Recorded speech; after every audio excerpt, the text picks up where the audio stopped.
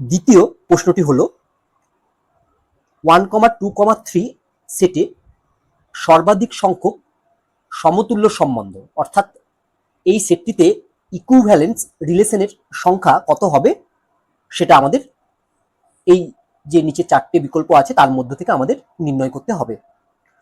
চলো আমরা এই প্রশ্নের উত্তর করে ফেলি। অ্যান্সার: সমতুল্য সম্পর্কের সংখ্যা, সমতুল্য সম্পর্ক মানে ইকুইভ্যালেন্স রিলেশন, ইকুয়াল টু সেটটির বিভাজনের সংখ্যা। সেটটির বিভাজন মানে সেটটির পার্টিশনের সংখ্যা।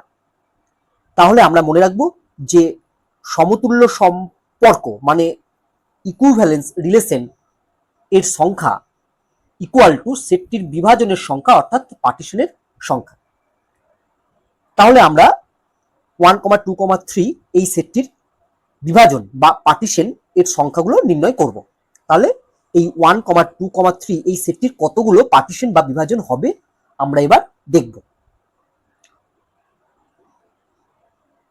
প্রথমে সব উপাদানগুলো যদি একটা শ্রেণীতে আমরা রাখি। পার্টিশন মানে কি? পার্টিশন মানে হচ্ছে এই যে সেটের উপাদানগুলো আছে এই উপাদানগুলোর আমরা কতগুলো সাবসেট তৈরি করব, দিয়ে সেইগুলোকে নিয়ে আবার একটা আমরা সেট তৈরি করব, সেগুলো হবে আমার পার্টিশন। ঠিক আছে, দেখো বিষয়টা তোমরা দেখো, তাহলেই দেখো ভালোভাবে বুঝতে পারবে, মন দিয়ে শোনো। তাহলে আমরা প্রথম পার্টিশনটি কেমন করছি না, সব উপাদানগুলো একটাই শ্রেণীতে রাখবো, অর্থাৎ 1, 2 এবং 3 এই তিনটে উপাদান নিয়েই একটি আমি সেট করলাম 1, 2, 3। তাহলে সব উপাদানগুলোই আমার একটা শ্রেণীতে আছে, এটা একটা সেট। এবার এটাকে যদি আমি আবার সেকেন্ড ব্র্যাকেটের মধ্যে রেখে দিই তাহলে এটাই হয়ে গেল আমার একটা পার্টিশন। ঠিক আছে, তাহলে এই সেটটির একটা পার্টিশন হচ্ছে এটা। আমরা এইরকম ভাবে কতগুলো পার্টিশন করতে পারবো দেখি। এবার দেখো 2 নম্বর পার্টিশনটি কেমন হবে। দেখো এক্ষেত্রে আমরা এইভাবে করতে পারি যে 1কে আমরা একা নিলাম, অর্থাৎ 1কে আমরা একটি সেট হিসাবে দেখাবো আর 2 ও 3 কে আরেকটি সেট হিসেবে দেখাবো। তাহলে পার্টিশনটি কেমন হবে দেখো। তাহলে আমরা প্রথমেই একটা সেকেন্ড ব্র্যাকেট দিয়ে দিলাম, এবার এর ভেতরে আমরা প্রথমে 1কে নিয়ে একটি সেট লিখলাম, কমা, এবার 2, 3 কে নিয়ে আরেকটি সেট লিখলাম। তাহলে এটা হয়ে গেল আমার একটা পার্টিশন। ঠিক আছে, তাহলে আমার দুটো পার্টিশন হলো, অর্থাৎ দুটো বিভাজন হলো।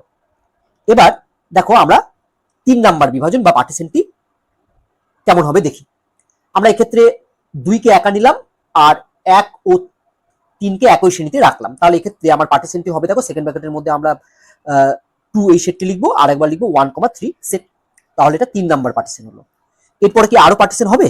অবশ্যই হবে। দেখো 4 নাম্বার পার্টিশনের ক্ষেত্রে আমরা কি নিতে পারি না, 3কে একা নিলাম আর 1 এবং 2কে একই শ্রেণীতে রাখলাম। তাহলে এক্ষেত্রে আমার পার্টিশনটি হবে দেখো 3 একটা সেট, কমা 1, 2 একটা সেট। তাহলে আমার 4টি পার্টিশন হয়ে গেল। ঠিক আছে, তাহলে আর কি পার্টিশন হবে? হ্যাঁ, আরো একটি পার্টিশন হবে। সেটা কেমন? যদি আমরা প্রতিটি উপাদান আলাদা আলাদা শ্রেণীতে রাখি। অর্থাৎ এক্ষেত্রে আমরা সেকেন্ড ব্র্যাকেটের মধ্যে 1কে একটা সেট হিসেবে লিখবো, 2কে একটা সেট হিসেবে লিখবো আর 3কে একটা সেট হিসেবে লিখবো। তাহলে আমরা এখানে মোট 5টি সেটের বিভাজন বা পার্টিশন পেলাম। তাহলে আমরা লিখতে পারবো, অর্থাৎ 1,2,3 সেটে সর্বাধিক সমতুল্য সম্পর্কের সংখ্যা হবে 5। তাহলে এক্ষেত্রে আমাদের অ্যান্সার হবে 5। এরপর আমরা একটি নোট পড়ে নেব। n সংখ্যক উপাদান বিশিষ্ট একটি সেটের সমতুল্য সম্পর্কের সংখ্যা হয় বেল নাম্বার। অর্থাৎ n সংখ্যক উপাদান বিশিষ্ট একটি সেটে সমতুল্য সম্পর্কের সংখ্যাটা আমরা বেল নাম্বার অর্থাৎ bn দ্বারা প্রকাশিত করে থাকি। অর্থাৎ বেল নাম্বার হচ্ছে এক্ষেত্রে bn বলতে বোঝায় যে n সংখ্যক উপাদান বিশিষ্ট একটি সেটের সমতুল্য সম্পর্কের সংখ্যা। সূত্র: n সংখ্যক উপাদান বিশিষ্ট সেটের সমতুল্য সম্পর্কের সংখ্যা ইকুয়াল টু হচ্ছে বিএন।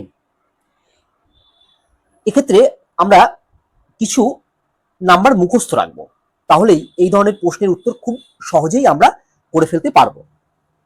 এখানে সেট হচ্ছে 1, 2, 3, অতএব n ইকুয়াল টু কত? 3, অর্থাৎ এই সেটে উপাদান কটা আছে? উপাদান আছে 3টি, তাই n ইকুয়াল টু 3। তাহলে এক্ষেত্রে বেল নাম্বার কত হবে? এক্ষেত্রে বেল নাম্বার হবে b3, কারণ এক্ষেত্রে n এর মান হচ্ছে 3, তাই বেল নাম্বার হচ্ছে 3, সরি বেল নাম্বার হচ্ছে b3। তাহলে দেখো বেল নাম্বার বা bn এর কিছু মান আমরা একটা টেবিল আকারে লিখে ফেলি।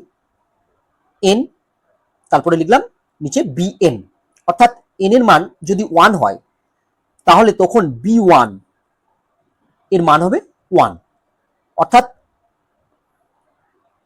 একটি এলিমেন্ট বা উপাদান যুক্ত সেটের বেল নাম্বার হচ্ছে 1, অর্থাৎ সমতুল্য সম্বন্ধের সংখ্যা হচ্ছে 1। একইভাবে যখন n এর মান 2 তখন b2 এর মান 2, অর্থাৎ কোনো সেটে যদি দুটি উপাদান থাকে তার সমতুল্য সম্বন্ধের সংখ্যা হবে 2 বা বেল নাম্বার হবে 2। যদি কোনো সেটে 3টে উপাদান থাকে তাহলে সেক্ষেত্রে বেল নাম্বার বা সমতুল্য সম্বন্ধের সংখ্যা হবে 5টা, অর্থাৎ 5, অর্থাৎ যখন n3 তখন bn 5। আবার যখন n এর মান 4 তখন হচ্ছে bn হচ্ছে 15, আবার n এর মান 5 হলে bn এর মান হবে 52। দেখো আমাদের যে অঙ্কটি দেয়া ছিল সেখানে কি ছিল? সেখানে বলা আছে n এর মান হচ্ছে 3। দেখো এবার n এর মান 3 হলে বেল নাম্বার বা সমতুল্য সম্বন্ধের সংখ্যা হয় 5। তাহলে এক্ষেত্রে ইকুইভ্যালেন্ট রিলেশন বা সমতুল্য সম্বন্ধের সংখ্যা হলো 5, তাহলে আমাদের অ্যান্সার হচ্ছে 5। তাহলে আমরা লিখতে পারছি দেখো, অতএব b3 ইকুয়াল টু 5, অর্থাৎ 1, 2, 3 সেটে সর্বাধিক সমতুল্য সম্পর্কের সংখ্যা হচ্ছে 5। তাহলে চলো আমরা দেখে নিই আমাদের সঠিক উত্তর কোনটি হবে। না, এক্ষেত্রে দেখো আমাদের সঠিক উত্তর হবে ডি, 5।